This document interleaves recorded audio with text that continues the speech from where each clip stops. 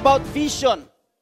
Iba't ibang klase po ang vision bilang kung ikaw ay isang binata, ay may vision ka, may desire ka, mayroon kang hangarin, may pangarap ka na pinapagawa ng Diyos sa inyo. Kapag ikaw ay isang magulang, kapag ikaw ay isang tatay, mayroon kang vision, mayroon kang desire, mayroon kang plano na kung saan ibinibigay, ipinapakita ng Diyos sa iyo, saan mo dadalhin. Okay, ulitin ko, saan mo dadalhin ang iyong pamilya.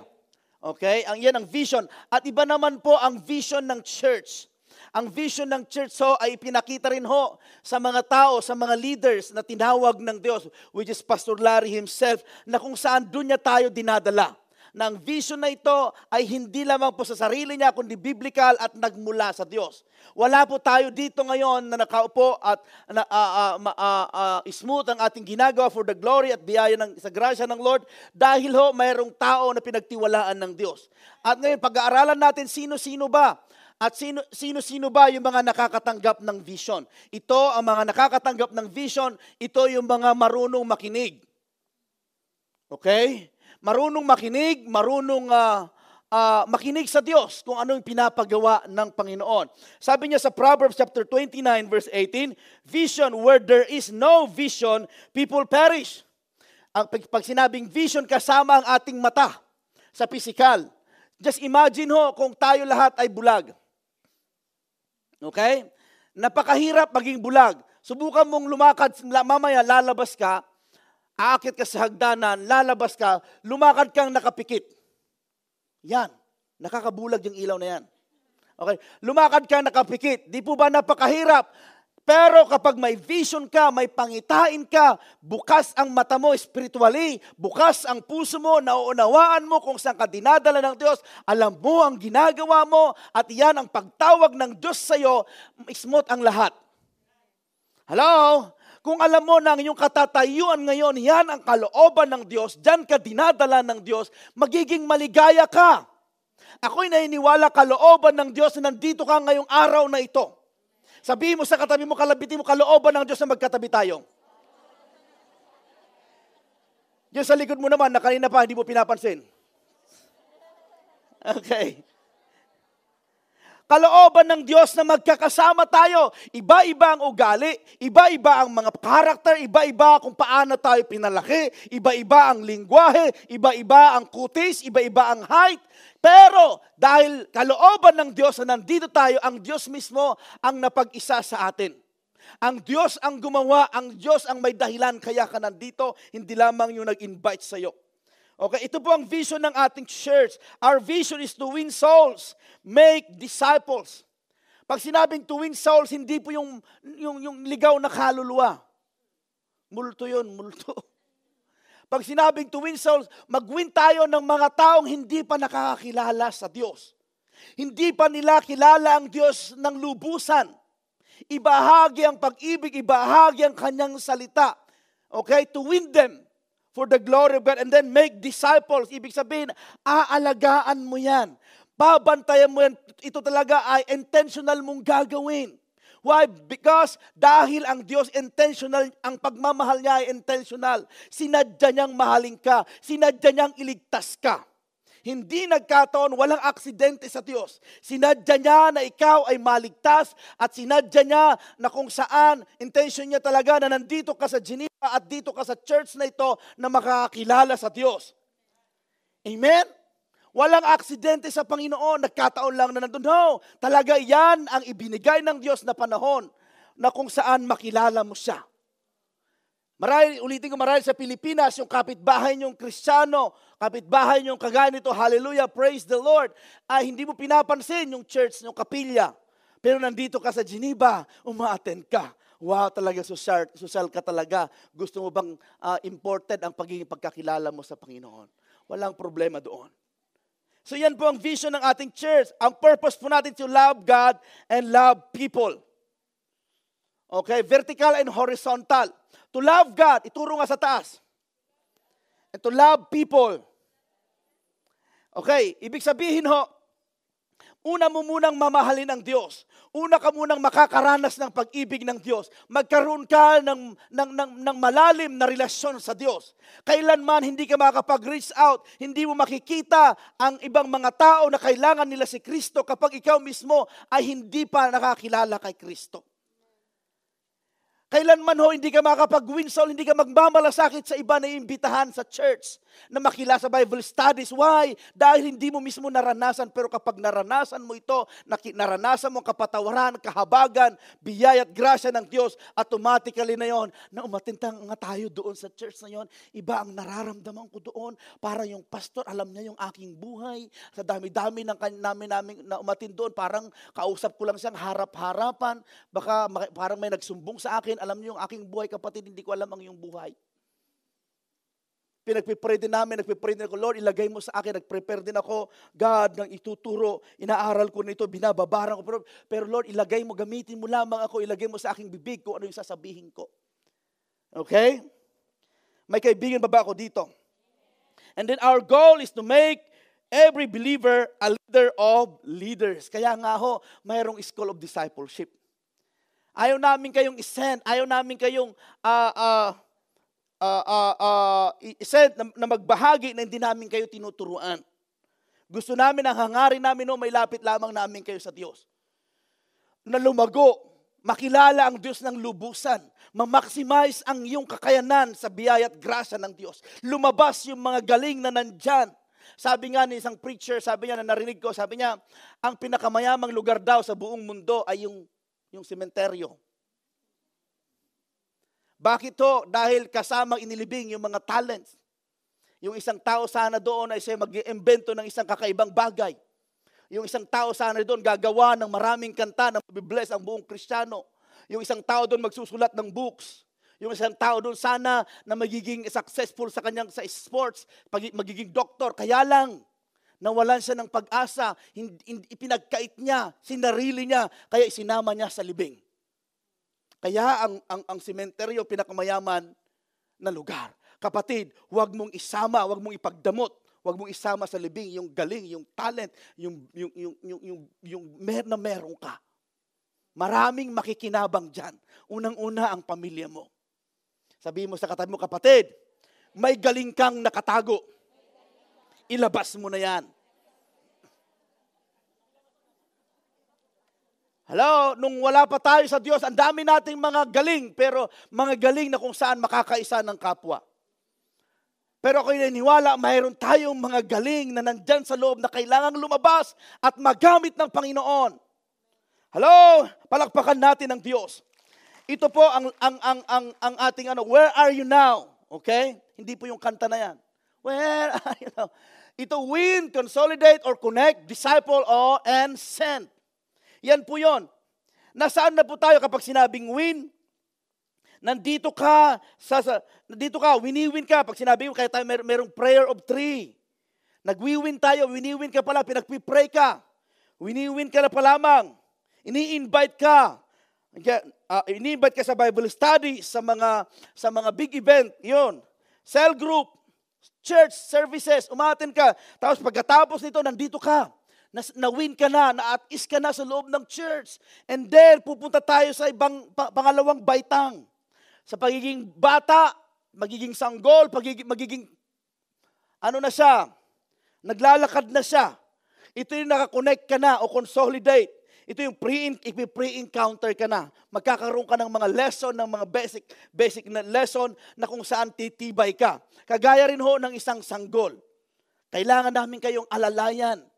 Kailangan kasi at the age na kagaya nito, 3 years old, 2 years old, pag naglalakad na, ito yung time na nabubukulan, ito yung time na nadadapa, ito yung time na nagagasgasan. Kailangan ng magulang na mag-aalalay sa kanya o nakatatandang kapatid.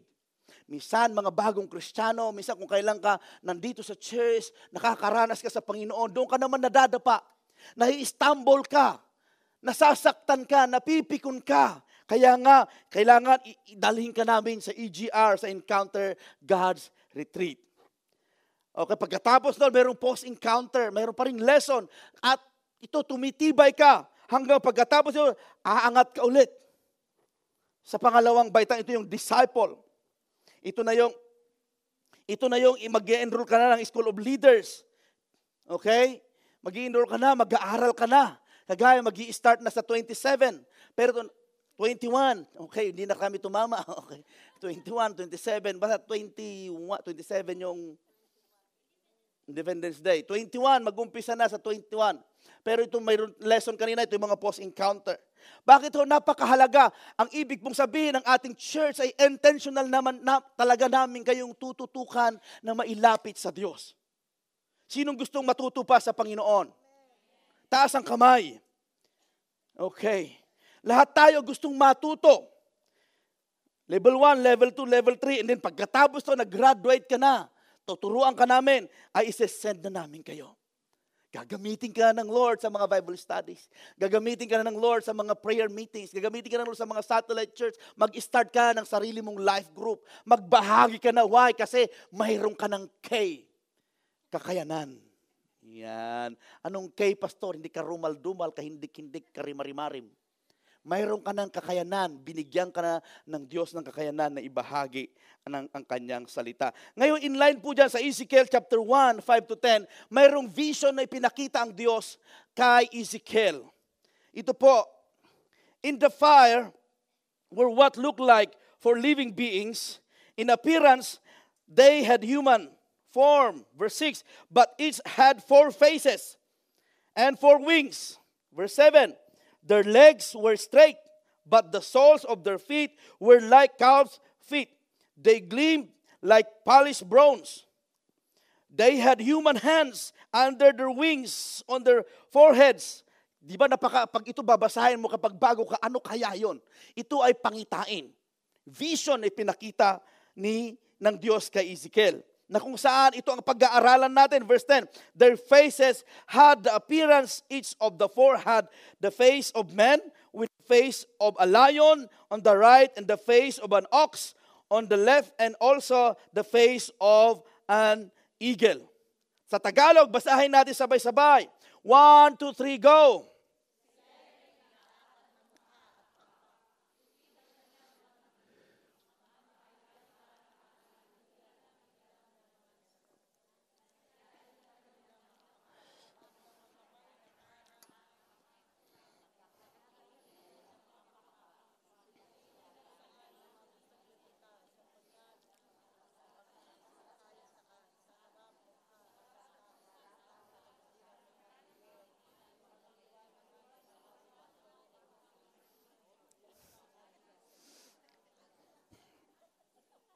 May the Lord bless His word this afternoon.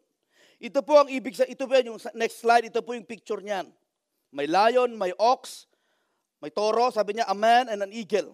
So pag-aaralan muna natin ho, yung ox. The face of the ox represents brokenness. About ho sa vision, ang ating pastor, ating senior pastor ay may nakikita siya na ipinapakita ng Diyos. Kagaya ho, nag-i-start ang church, lagi niya ibinabahagi, ay habang nagpipray siya, ipinakita ng Diyos sa kanya na ang church doon sa Renbeg, sa Vienna pa nung araw, ay pila-pila ang mga tao, at mga tao nito may mga sakit karamdaman. Pila-pila ang mga tao, at nung nagising siya, di niya alam kung anong gagawin ni Pastor Larry. Pero praise God, ipinakita sa kanya ito, at ang Diyos mismo may mga taong tumulong din sa kanya, at nakita ito, at nagkalakip-lakip itong vision na ito, na kung saan to make a major spiritual impact in Vienna, sa Vienna iyon, in Austria, Europe, to the whole world. Kaya nangyari po ito. Actually ho, doon sa Renbeg po nung araw ay punong-puno ho. Papakyat yung mga French, African, yung mga African nating kapatid, o kaya paalis sila, tayo naman ang papasok. Kaya punong-puno. For the glory of God, at pinagkatiwalaan tayo ng Diyos ng isang mas malaking building ulit. At ito ay ganun din, napupuno. At ngayon ho, mayroon na tayong 3 services every Sunday sa Vienna for the glory of God. At alam nyo ba, kasama ang Switzerland, kasama ang Geneva sa vision na yon, na kung saan kailangan magkakaroon ng spiritual impact. Hindi yung flesh or physical impact, hindi yung fame, kaya hindi yung pagiging famous mo sa social media, kundi pagiging spiritual impact, makakabahagi ka, makapag-win ka ng soul for His glory. Nakatuon lahat sa Kanya. May nakikita siya. Nung una, hindi ko makita. Nung una, hindi ko matanggap. Ano kaya yung to make a major spiritual impact? Hindi ko maaninag. Halika anak, kapatid. Halika anak. Ipapakita ko sa inyo. Halika, akyat ka dito. Aba. Papakitang gilas yata. Hindi ko makita. Halimbawa ako si Pastor Larry, ito yung church, kami yung mga leaders, hindi namin makita, hindi namin maunawan kasi siya ang nakarinig. Walang iba siyang ginawa. Ang ginawa ni Pastor Larry, tinuruan kami ng tinuruan, School of Disciples, in-encounter lahat ng mga membro ng church, talagang every weekend, mayroong EGR, talagang nagpalinis kami lahat sa Panginoon para makita namin kung ano yung pinapakita ng Diyos, kung ano yung vision, kung saan dadalhin ng Lord sa higher level or next level ng church nung araw. At willing si Pastor Larry na kung saan magpuyat, magturo, mag-follow up, talagang hard work. Pakisabi hard work, makita lang namin yung vision na ito. Hanggat hindi namin nakikita, mahirap mag-flow. Kahit anong turo niya, mahirap mag-flow. Ganito ang ginawa po niya. Siya po si Caleb, anak ko po. Parang sino pong nakapanood ng concert? Di ba kapag meron kang kaibigan na hindi niya nakikita yung stage, okay? Na hindi niya nakikita yung vision, nag-i-enjoy siya at gusto niyang makita yung kaibigan niya na mas maliit sa kanya, kakargahin kita ha. Okay? Ganito ang gagawin. Kaya kita. Ganito ang ginagawa ni Pastor Larry nung araw. Makita lang namin yung pinapakita ng Diyos sa kanya. Okay? Makita lang namin yung pinapakita ng Diyos sa kanya kay willing siyang tuntungan namin ang kanyang balikat. Willing siyang mag-exert ng effort. Willing siyang ibigay yung kanyang buhay, makita lang namin yung ipinapakita ng Diyos sa kanya. Praise the Lord. Hallelujah. Mahirap palang umupo. Salamat, Caleb. Yun din ho ang sinisikap naming makita ninyo. Okay? Sinisikap namin makita ng bawat isa, either leader, bagong mananampalataya kami. Hanggang ngayon gusto pa namin makita kung ipinapakita ng Diyos. Minsan ay mahirap kang hilain, mahirap kang i-lift. Pero ako'y naniniwala, makikita mo rin. Sabihin mo sa katabi mo, kapatid, nakikita mo ba yung nakikita ko?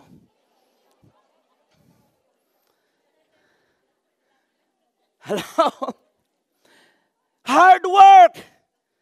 Ganon din yung mga leaders, ganyan din ang sitwasyon ninyo ngayon. Kaya kayo nandito, kaya tayo nandito sa church. Mayroon kayong nakikita, mayroon kayong nararanasan, mayroon kayong forgiveness, mayroon kayong love, mayroon kayong peace, mayroong freedom na nararanasan at gusto nyo maranasan ng iyong anak, ng iyong kaibigan, ng iyong kasama sa bahay. Lahat gusto mo maranasan nila. Ang tanong, willing ka bang mag-exert ng effort?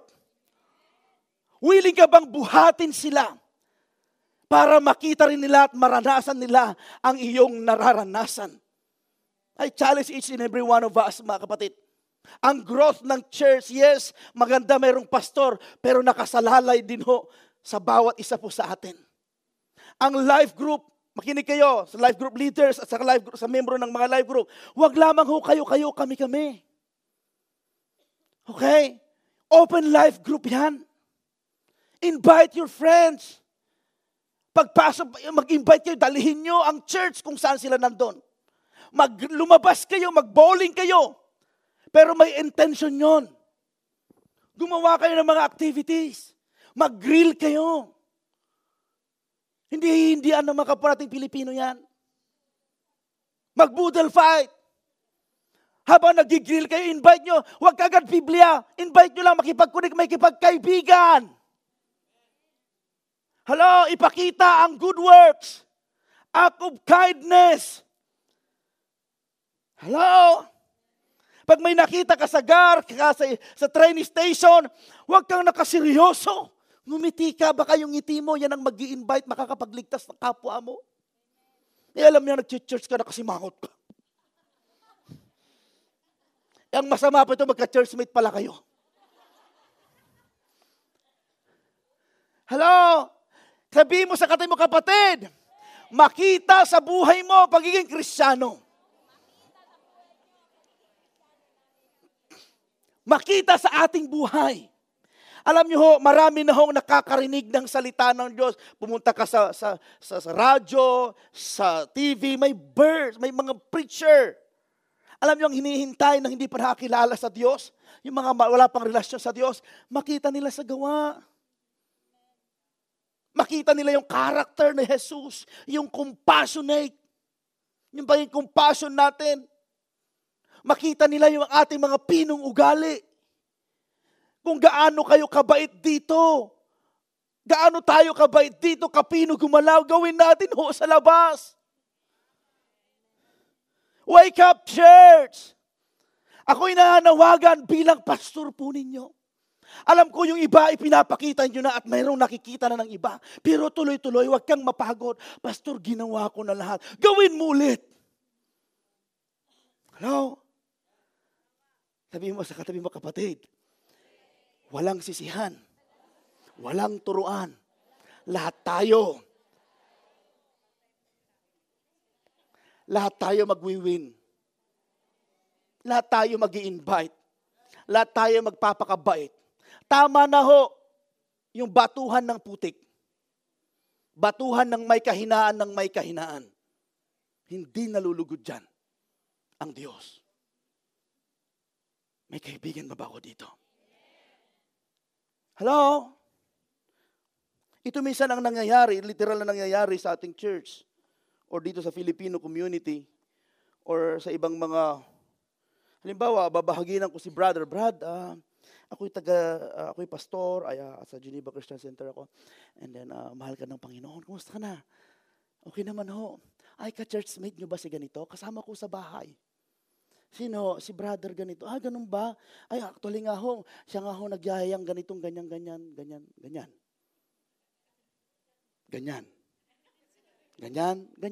Nagyayang mag-pray. Kayo talaga kung iniisip na ninyo. I mean, and then, ano ka na? Ano gagawin mo ngayon pag ikaw nagbabahagi? Hindi ko kapatid yun. Di ba? Bakit ko sinasabi kaya lahat tayo?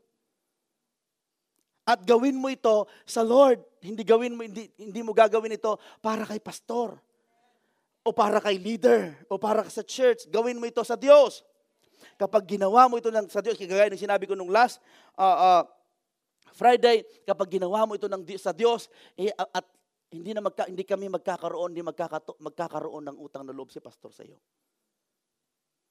Tumutugtog ka, gumigitara ka, nag-worship ka, nagdadrive ka, nagluluto ka, nag-i-invite ka. Lahat ng ginagawa mo, gawin mo sa Lord. At di ka man na-appreciate, di ka man napansin, ginawa mo sa Panginoon, okay lang dahil ginawa mo sa Diyos. Pero pag ginawa mo sa akin, kapatid, minsan di kita mapansin. Baka may utang pa ako ng loob sa iyo. Kapag kagaya yung ginagawa ko ito sa Lord. Yung isusuko ni Pastora, isuko namin yung buhay namin at magsisend dito. Ginawa namin ito sa Lord. Hindi namin ginawa dahil may pangangailangan ho dito. O dahil isinend lang kami, ginagawa namin ito for the glory of God. So unang-una hong face of an ox or toro. Sabi niya, speak of brokenness. Sino nakakita ng kalabaw? Huwag mong tignan yung katabi mo, hindi yan. Okay, sino nakakita ng kalabaw? Nakasakay ng kalabaw. May kutis kalabaw. Okay. Ako ay laking magsasaka. Ang aking tatay ay magaling mag-train ng kalabaw, ng baka. Dinadala ng aming sa kabilang barangay. Kung halimbawa may baka doon, natuturuan mag-araro para gawin sa bukid, ay kailangang turuan. Pero ang tatay ko, habang nakikita ko sa ilang balibag, ilang hulog, pero dumating yung time, yung baka, yung kalabaw na naturuan ng mag-araro, naturuang masakyan sa kanyang likod, ay ginagamit, nagiging blessing ito. Para tayo mga ox. Hindi tayo sanay. Ang ox may sariling will, bago pa ito. Hindi pa sanay makargahan ng kanyang likod nang sasakay sa kanya. Magpupumiglas, agkulak-kulagtit. Magpupumiglas, lulundag-lundag, at ang gagawin niya, ihuhulog ka. Hello? Pero ang gagawin nung tatay ko nung araw, talagang tatagain niya. Isasanay niya na mayroong nakalagay sa likod niya. Hindi man siya maglalagay siya ng isang kabang palay sa kanyang likod ng kalabaw. Isasanayin niya. Sasanayin niya yung kalabaw na mayroong hinihila at sasanayin niya hindi lang basta humila kundi isang direksyon. Why? Kasi ang toro na yon, ang kalabaw na bata pa na hindi pa naisasalang sa bukid, malikot yan. May sariling will yan, papalag yan. Tignan mo yung picture. Hindi yan ang tatay ko. Okay? Mayroong free will, own way. Ganyan tayo. Mautusan lang ng konti. Hindi mapansin, ikaw na yan. Trabaho ng mga usher ngayon yan, magpupulot ng basura, hindi ka pumunta dito para magpulot. Wala namang ganun ho dito. Ganyan ho tayo minsan, may sarili tayong kalooban, will, na ayaw nating pasupil. Hello? Sabihin mo sa katay mo, hindi ako yun. Patawarin naman tayo ng Diyos. Yes! Pero ang Diyos, maganda ang Diyos, sinasanay ka. Sinasanay kang magmahal sa mga bagay na kailangan na minsan hindi mo minahal. Sinasanay kang magpatawad. Hindi sa karapat dapat na patawarin, pastor. Kailan pa yung kasalanan mo? Nung grade 3 pa kami. Ilang taon na po kayo? 63. Nakalaya mo, 60 years na ang lumipas, dala-dala mo pa yung sama ng loob. Patawarin mo na kapatid. Hindi ka sanay mag-say ng sorry. Dito sa church, tuturuan ka ng Diyos. Ang Diyos, ang gagawin niya, maglalagay siya ng taong mungulit sa iyo. Mangpipikon sa iyo. Okay? Maglalagay siya ng mga taong hindi na-expect na masasaktan ka niya. Okay? At that time, kapag makita mo in a nice way, positive way, sabi mo, tinuturuan ako ng Lord. Tinuturuan ako ng Lord na ngumiti sa kabila ng stress. Tinuturuan ako ng Lord na magpatawad sa kabila ng mga bagay-bagay nito. Kahit di ko man kasalanan, binabasag ako ng Diyos. Pagkatapos ng brokenness, pagkatapos ng pagsuko sa Lord, yung God's way is the best way, yung will na lamang ng Panginoon, ang sinusunod natin, tignan mo kapatid, gagamitin ka ng Diyos. Mahirap naman ho, itatayo natin dito. Okay, halimbawa tatayo ako dito, tapos bababa ako, ang sama-sama ng ugali ko sa inyo, hindi nyo ko paniniwalaan. Naiintindihan ba natin? Kaya mayroong pagbabasag, kasi brokenness. Isusuko yung self-will. Bakit to? Nakasanayan natin minsan ho. Halimbawa sa bahay, nakasanayan mong may kasama ka sa bahay. May katulong, mayroong kang utusan. Okay? Pagdating dito, pagdating sa ministry, ikaw ang pinagbitbit ni leader. Nakakasira ng beauty. Anong bitbit mo ay daing. Sasakay ka sa tram. Nakaporma ka. Ang taas ng heels mo. Sabi ni leader, kapatid, dali mo ito para sa Bible study mamaya. Itong suot ko. At that time, tanggapin mo. Okay lang yon. Hello? Sabihin mo sa katay mo, kapatid, okay lang yon. Tapos inassign ka na magluto ng kanin. Inassign ka na magwalis. Expect mo, ikaw kasi magturo eh. Pero bigla kang inassign na magwalis. Pumunta ako dito para magturo, hindi magwalis. Naku, kapatid, pride yan. Ako dumaan ako po dyan, sabi nga nila, bago ka maging propeta, marunong ka munang maglinis ng kubeta. Hindi mo pwedeng Biblia na hindi ka marunong humawak din, na hindi ka, kapag may buhatan ng upuan, bumuhat ka rin. Kapag may linisan, ligpitan ng kabli, makipagligpit ka rin. Naiintindihan po natin? Ganon ang nagbasag sa Panginoon. Nagpapaturo sa Diyos. Brokenness, free will, own way. Okay. Sabi niya, tingnan niyo dyan sa next na slide. Dying to self. You want God to have control more than you want to keep it yourself. Sabi niya, want to keep yourself. Grace, good works, Freedom. Kailangan may matay tayo sa ating sariling kalooban. Matagal na tayong kumakanta ng my way. Buhay ko ito. Personal ko na ito. Ba't pakikialaman? Buhay ko ito. Kapatid, yung taong nagkukorek sa'yo, nag-check sa'yo, tignan mo, baka nagmamalasakit naman. Baka nagmamalasakit at gusto kanyang turuan, ayaw kanyang mapahamak, baka nagmamalasakit. Tignan mo rin lang yung kabilang side. Kasi pastor, pinakikialaman pati yung ano ko yung kulot kong damit, kulot kong buhok. Pinakikialaman pati yung ano ko Kapatid, kung matagal naman kayo magkakilala, ay i-take mo yun as positive. Hello? Pangalawa, pagkatapos ang kalabaw, kapagkatapos naturuan na, kapagkatapos umamo na siya, nasanay na siyang humila ng kariton, nasanay na siyang humila ng araro, nasanay na siyang masakyan, magagamit na siya.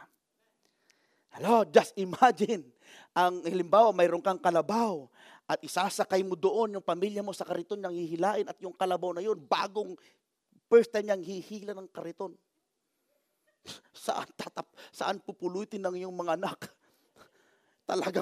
Talagang mas mabilis pa sa Volkswagen na sasakyan yun. Talaga naman. Pero sa umpisa, maninibago ka. Ako rin sa umpisa, bagong-bago ako.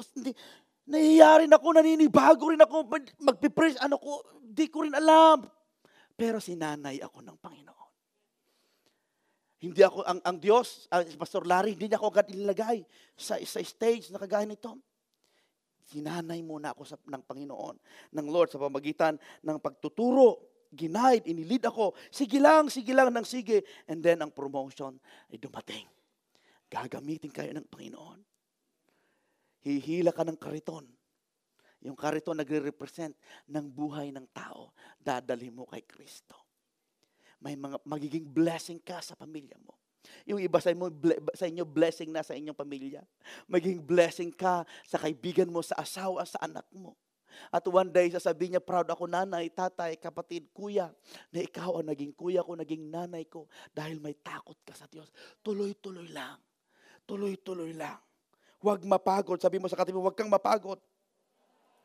Serving.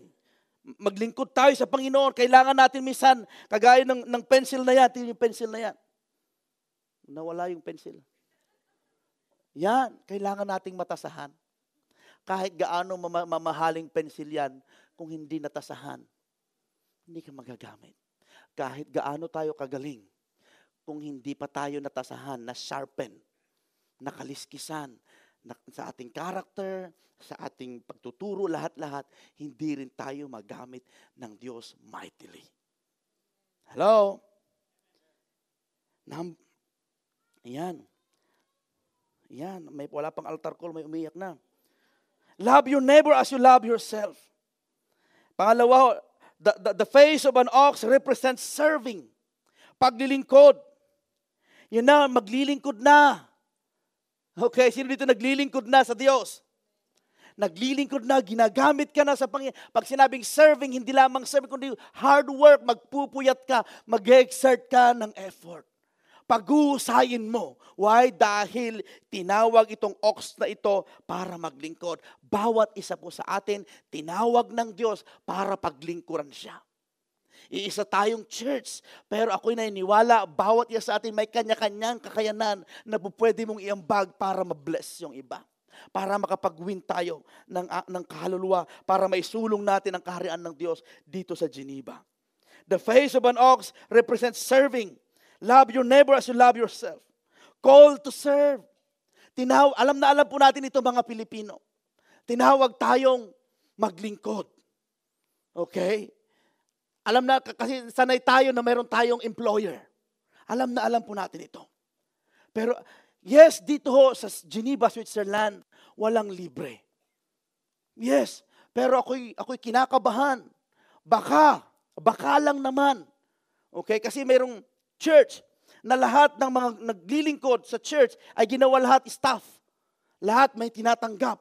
Pero ang Diyos nirebuke yung pastor na yun, sabi niya, hinanakawan mo ng blessing ang mga taong naglilingkod sa akin. I pray na hindi natin magawa yon. Kasi bakit ko sinasabi ito? Ang church sa Vienna, ang karamihan ng mga nurses nasa UN, may mga nagtatrabaho rin sa bahay, pero pagdating okay, ini-schedule per life group, naglilinis sa building, dalawang building po yung nalilinisin po namin. Kasama ang mga kabataan, wala hong bayad yun. Magpipintura, magtitibag, maglilinis sa gilid ng wala hong bayad yun. Ginawa lahat, tinuruan lahat ni Pastor Larry Manuel, kaming lahat. Sa buhay ni Pastor Tom, ginawa for the glory of God. Walang bayad. At lahat kami masaya. Even yung mga dudes sa Vienna, ipinanganak doon, mga German speaking na yung mga yon. Ay kami inatasan na magkalat ng fertilizer. Ang fertilizer pala dito, akala ko yung fertilizer sa atin na yung buo-buo na inihagis lang. Dito pala yung fertilizer dito talaga mababaliktad ang sikmura mo. Mga bata, kuya, ano yan, kuya? O kunin nyo ito isang sakong fertilizer, iikot sa buong building yon, ikinakalat, binibigyan yung mga halaman, talagang sumabi. Tinuturuan. Binibigyan ko ng map yan. Linisin mo yung toilet na yan. Mga kabataan. Walang pakialam. Noong una ay kuya, nasanay din. Bakit ito? Pagkatapos, pakakainin ko silang isang ganitong sinigang. At sakang 2 kalderong kanin. Buhay na sila doon. Bakit ko sinasabi ito? Ma-determine po natin ng paglilingkod o binabayaran. Okay, ma-determine. Yes, may mga bagay na kailangang bigyan. Pero ma-determine natin, ayaw din natin na ninanakaw natin yung blessing sana ng matatanggap ng taong yon. Pero dahil ginawa natin lahat, parang hindi po ganoon ang ating church. Kaya ang toro ay hard worker siya. Okay? Number 3, the ox is a hard worker in the harvest. Okay? Hard work is the secret of multiplication. Tingnan nyo kagaya nung last anniversary natin. Lahat ng life group talaga naman naggawa ng act of kindness. Pero alam nyo, kapag pwede naman nating gawin yun every Sunday, hindi lamang anniversary. Hard work yun, pastor. Yun ang susi ng multiplication. Magkano yung isang invitation natin worth, sabihin mo natin 10 Swiss franc, 5 Swiss franc. Yun yung tao, yung contact point lamang yun, na imbitahin mo yung tao na makakilala sa Diyos. Hard work, yes po, ang key. May kaibigan pa ba ako dito? Ang pag-upo nyo dyan at inaantok, alam ko hard work yan. At ako'y nagpipreach para gisingin kayo, ako'y hard work din. Nagkakaintindihan ba tayo? Kailangan mag-exert ka ng effort. Ngayon may marathon. Ako'y naniniwala yung mga tumakbo sa marathon. Pumunta kami sa birthday ng isang kapatid na talagang umikot-ikot muna kami bago kami nakarating. Okay? Ako'y naniniwala yung mga tumakbo doon. Hindi lang first time na tumakbo doon sa marathon. Subukan mo, marathon halimbawa ngayon. Ngayon ka lang tatakbo, sasama sa marathon. 3 hakbang mo lang. Mayroong preparation. Buwan, yung iba nga taon, tumatakbo na yan. Kaya pagdating ng marathon, kahit ilang kilometro yan, talagang okay lang sa kanya. Ganon din ang ating church. Pakisabi sa kanila mo, hard work. Pag sinabing hard work, sasadyain natin. Gagawin natin, babalikatin natin. Pag sinabi ni leader, life group leader, mga kapatid, ay itong pag-meet natin, hindi tayo mag-meet ngayon doon sa UOG sa 3rd floor, ay mag-meet po tayo siguro kahit pag maganda ng weather, doon tayo sa labas, doon sa lake, mag-invite kayo ng mga kaibigan nyo ha, at mag-grill tayo doon, kain tayo ng spaghetti, pansit, palabok, lahat ng may P, pakbet, papaitan, lahat na ng P, parya, panin. Lahat. Tignan nyo. Pupunta sila. Makikipag-mingle lang kayo doon. Makakapag-win tayo. Bakit ko sinasabi? Ito lang po kasi ang dahilan. Para may pakilala natin sila kay Kristo. Hindi lamang po sa I pray na makita nyo yung heart ko. Hindi lamang para pahirapan namin kayo. Hindi para talagang magsabi. Hindi ho. Dahil gusto natin makakilala pa ang iba nating mga kababayan sa Lord. Yun lamang ang intensyon natin. At ako po, nabibless, napapalakas kapag nakikita ko kayo na nag-grow. Nakikita ko kayong bumabait. Nakikita kayong ginagamit ni Lord. Nakikita ko kayong nandun, di umuwi ka agad, nagkipagkwentuhan, nag-work. Nakikita ko kayong naglumalago sa Lord, umatin ng prayer. Ako'y lumalakas. Sabihin mo sa katabi mo, kapatid, lumalakas ako pag nakikita kitang bumabait. Palakpakan natin ang Lord. Amen. Ito pa, sabihin mo naman sa katabi mo sa kabilang, kapatid, lumalakas ako kapag hindi ka natutulog.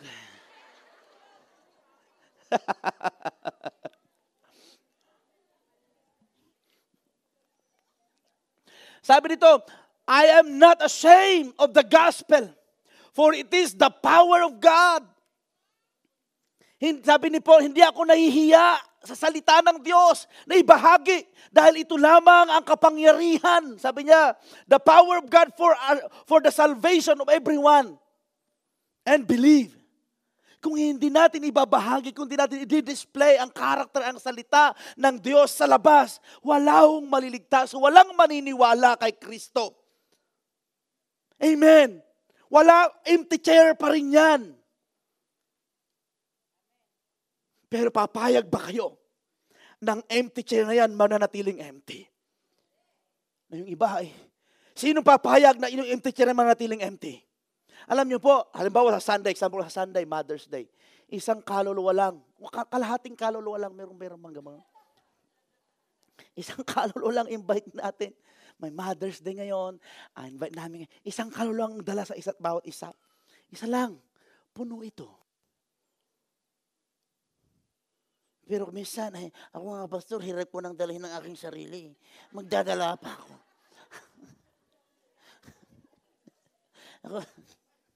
Alam nyo, ang susi niyan magdala ka, tignan mo. Kapag may in-invite ka at pupunta siya, sigurado ko sa'yo mas maaga ka kaysa kanya. Ay sige, dun ba sa pupunta ako. Sigurado ko, pupunta. Tapos atin ka dito, kasakasama mo siya, proud ka pa. Invite kayo. Tingnan mo, napapalakas ka rin. Kung wala kang dala. Kailan kayo matatapos si pastor? Tagal-tagal na. Pero dahil may dala-dala ka, may invited ka, excited ka. Amen? At proud ka. Amen? Tignan mo, gumagano. Why? Dahil napapalakas ka rin, may kalakasan nagmumula sa Diyos. Palakpakan natin ang Panginoon.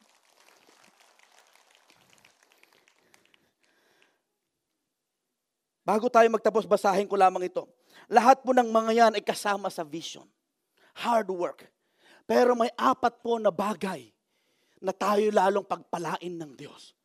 Financially at lahat ng bahagi. Yung next na slide, kapatid. Idudugtong ko lamang po ito.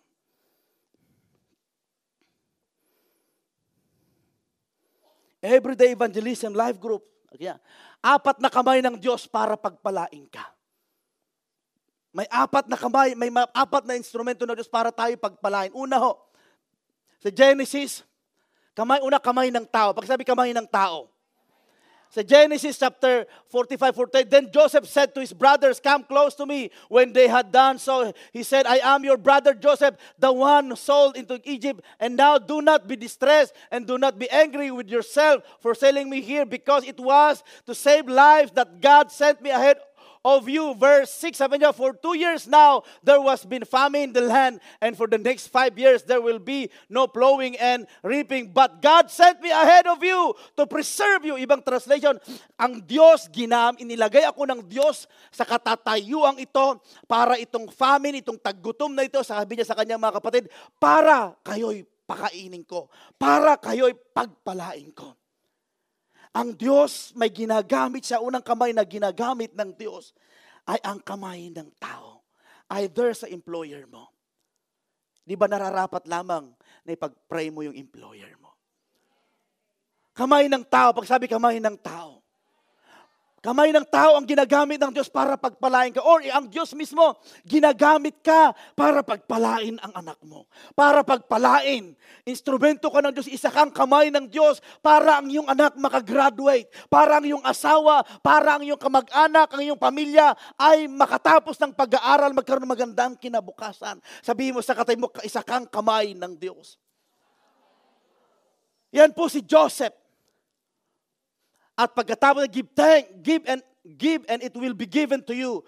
Good measure, pressed down, shaken together, running over, will put into your bosom for the same measure that you use it, it will be measured back to you. Yung ibang translation sa King James, sabi niya, sabi niya, running over, sabi niya, yung King James, kung may ilagay niyo sa King James, sabi niya, yung hand of men, ang mga tao magbibigay sa iyo. Why? Kapag nagbigay ka, siksik, liglig, umaapaw. At ang mga tao magbibigay din sa iyo. Yan original translation ho sa King James Version. Ang susi ho, magiging kamay ka muna para mayroong kamay na aabot sa iyo. Hello? Pangalawang kamay, kamay ng Diyos. Okay? At pagkatapos niyan kay Joseph ay namatay na yung pero na nagpala sa kanila. Namatay na yung pero, wala na. Hindi na rin kilala si Joseph, may bagong governor, may bagong pero na. Hindi na kilala si Joseph. At that time, ay aalipinin na sila. At that time, umalis na sila sa Egypt. Pero you know what? Umulan ng pagpapala. Ano sabi niya dyan? The Lord said to Moses, behold, I will rain bread from heaven for you, and the people shall go out and gather a certain quota every day, and that I may test them whether they will walk in my law or not. Yun po, alam natin yung story nito. Ang Diyos nagpaulan ng tinapay sa disyerto. At bawat isa, okay, halimbawa, 3 kayo sa isang pamilya, kahit isang sako ang kukunin mo, kasya pa rin, sakto lang. Kung magtatago ka, uuurin para lang talaga sa 3. Ibig sabihin, ang blessing ng Lord na binibigay sa atin according to your duty, according to your responsibilities. Amen? Kung binibless ka ng mas malaki, ibig sabihin mas malaking responsibilidad, mas malaki pinagtiwalaan ka ng mas malaking pagpapala, ibig sabihin mas malaki ang ibibless mo. Okay? At that time, kaya nga sabi niya, I am the vine. Wala kayong magagawa kapag wala kayo, kung hindi ka konektado sa akin. At that time, kasi ayaw ng Diyos na magtiwala tayo sa kamay ng tao. Tandaan nyo, gusto ng Diyos sa atin, lagi niya magdepende tayo sa Kanya. Minsan, ang ganda-ganda ng trabaho mo sa employer mo. At biglang nalugi, biglang inalis ka. Saan ka pupulutin ngayon? Wala naman ako magtatrabaho. Baway, inaalaw ng Lord sa'yo na huwag kang magtiwala sa kamay ng tao. Magtiwala ka sa kamay ng Diyos. Itong ginawa ng Diyos sa mga Israelites. Masyado na sila nagtiwala sa pero kay Joseph. Nung namatay si Joseph, tagtag-gutom ulit. Next, please. Pangatlong kamay. Sarili mong kamay. O kamay. Next, kamay. Pangatlo. Kamay ko. Yung sabi niya. Sabi kamay ko. Sa sarili mong kamay. Okay? Ginagamit ng Lord. It's good. Sabihan na merong AMS. Shumaj. It's good na tumanggap ng shumaj kamay ng tao. Pero gusto rin ng Diyos na gamitin niya yung kamay mo. Hello? Gusto rin niya na gamitin niya yung, kasi anak, parang sa anak, binigyan kita ng muscle, binigyan kita ng galing, binigyan kita ng kakayanan. Kung aasa ka lang sa kamay ng tao, aasa ka lang sa kamay ko, anong gamit ng mga muscle mo, ng lakas mo? Ngayon, magtrabaho ka. Basahin natin ito, sabi niya, that you may be prolong your days in the land the Lord sought to give you fathers to them, and there's descendants, a land flowing milk and honey, for the land which you go to possess is not like land of Egypt, from which you have come, where you sowed your seed, watered it by foot. At that time, ang kanilang pandilig ay yung binobomba nila sa pamamagitan ng kanilang paa. Ibig sabihin at that time ay hindi na sila inalis ng Diyos. Yung 40 years na umuulan ng pagpapala, umuulan ng mana, biglang inalis ng Diyos. Anong gagawin mo? Ang sabi ng Diyos, anak, magtrabaho ka. Gamitin mo yung talent mo. Gamitin mo yung lakas mo. Binigyan kita ng kakayanan para i-bless mo ang sarili mo sa pamamagitan ng iyong lakas. Pakisabi mo sa katabi mo, kapatid, yung kamay mo, gamitin mo for the glory of God. Next, please. Kamay ng kaaway. Okay. Minsan, ang Diyos, gagamitin niya rin ang kamay ng kaaway, which is the devil himself. Ang diablo ang ating kaaway. At the time, ito naman panahon ho ng nila Joshua, nila Caleb, at ang mga 12 na spies, sabi, hindi natin kaya. Maraming mga kaaway, maraming mga hadlang, hindi natin kaya. Pero ang paningin ni Joshua sa ni Caleb, sabi niya, only do not rebel against the Lord, nor fear the people on the land, for they are our bread. Yung kaaway nila, tingin nila pagpapala. Kapatid, ang kaaway, ang diablo, minsan daming struggle, ang daming challenges, ang daming mga bagay. Example ko lang sa inyo.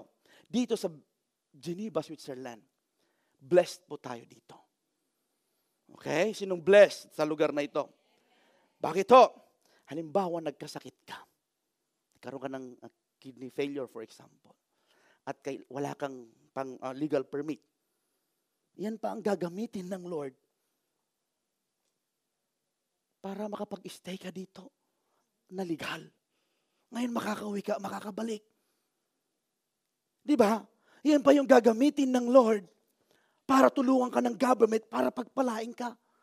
Hahanapan ka pa ng bahay. Ganon ang Diyos. Amen.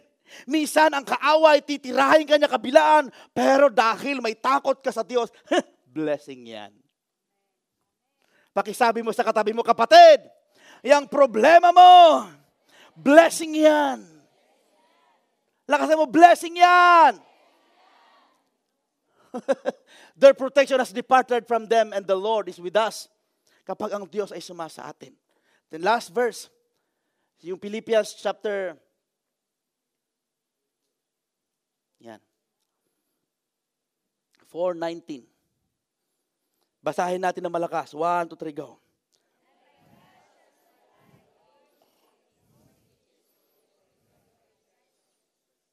Sinong gusto niyan? Malakas. Pero alam niyo kung bakit sinabi ni Paul yan? Amen? Sinong kausap niya dyan? Pakilagay kapatid sa verse 15. Yan po ang kausap niyan, mga Philippians. Mga Philippian church. Verse 15. Sabi niya, kayo, Philippians, mula pa nung umpisa. Sabi niya doon eh. Hintayin po natin. Oh, hallelujah God.